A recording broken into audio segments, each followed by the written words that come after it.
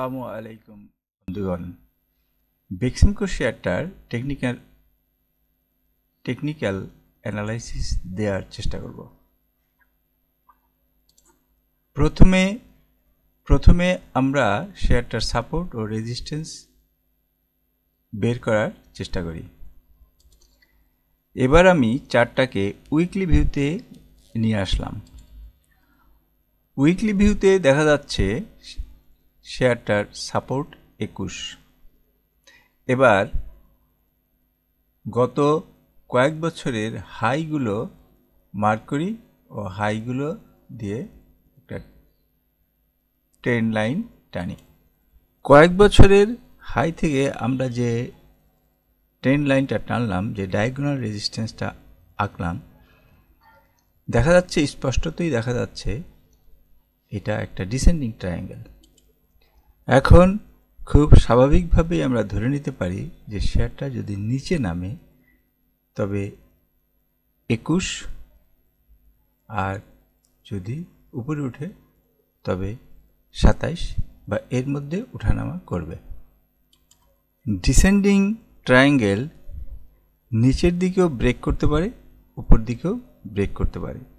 নিচের দিকে ব্রেক করলে 21-এর নিচে যেতে পারে, কিন্তু যেহেতু আমরা 21-এই গত কয়েক বছরের সাপোর্টটা পাচ্ছি, তা আমরা কিছুটা কনফিডেন্টলি ধরে নিতে পারি যে শেয়ারটা 21-এর নিচে আপাতত যাবে না। তবে এটা এমন না যে যাবেই না, খুব কঠিন অবস্থায় বা যে কোনো অ্যাবনর্মাল অবস্থায় এটা 21-এর সাপোর্টটাও ভেঙে ফেলতে পারে। এখানে উপরের রেজিস্ট্যান্সগুলো ফ্লেক্সিবল, তাই আমরা ধরে নিতে পারি যে হয়তো শেয়ারটা উপরের দিকেই ব্রেক করবে। আমি এখন উপরে রেজিস্ট্যান্সগুলো অঙ্কন করব এবং রেজিস্ট্যান্সগুলোতে আমি রাউন্ড ফিগার ব্যবহার করার চেষ্টা করব। রাউন্ড ফিগারের একটা সাইকোলজিক্যাল ভ্যালু আছে, এই জন্যে আমি 49.7কে আমি 49 না ধরে 50 ধরব, বা 25.5কে 25.5 না ধরে 25ই ধরব। এটাকেই আমি রাউন্ড ফিগার বোঝাতে চাচ্ছি। এখন আমরা চারটা রেজিস্ট্যান্স পেলাম, একটা 27.5, 32.5 ও 37.5 ও 50। আমি আরেকটা রেজিস্ট্যান্স আঁকতে চাচ্ছি। মাঝখানের এই হাইটা, 27-এর এই হাইটাকে ধরে আমি আরেকটা ট্রেন্ড লাইন আঁকি, আমি তাহলে আরেকটা রেজিস্ট্যান্স পাব। আমার এই রেজিস্ট্যান্সটা আঁকার উদ্দেশ্য হলো, প্রাথমিক অবস্থায় প্রতিটা শেয়ারই ওঠার সময় খুব হালকা হলেও প্রাথমিক রেজিস্ট্যান্সটাকে খুব গুরুত্ব দেয় এবং এটা ব্রেক করার জন্য বারবার চেষ্টা করে, এবং এটা ব্রেক করলেই পরবর্তী ধাপগুলো তার জন্য সহজ হয়ে যায়। প্রাইস প্রথমে এই রেজিস্ট্যান্সটা ভাঙবে, যদি ভাঙে তারপরে ক্রমাগত উপরের দিকে আসতে থাকবে।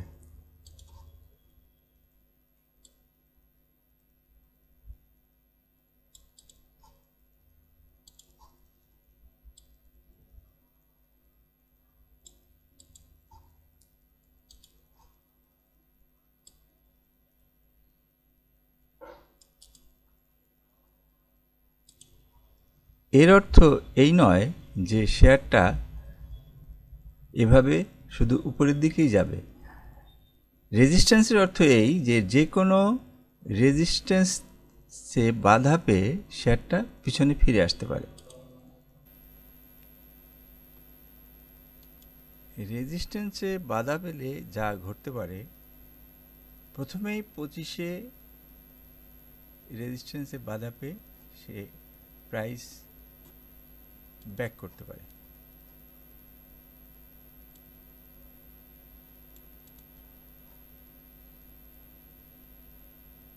এইভাবে উপরের যে কোনো রেজিস্ট্যান্স থেকেই শেয়ারটা ব্যাক করতে পারে।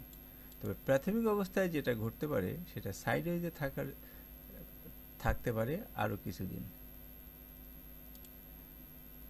সাথে থাকার জন্য ধন্যবাদ। সাবস্ক্রাইব করে সাথে থাকুন,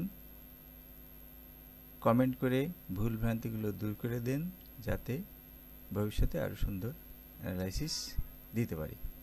ধন্যবাদ।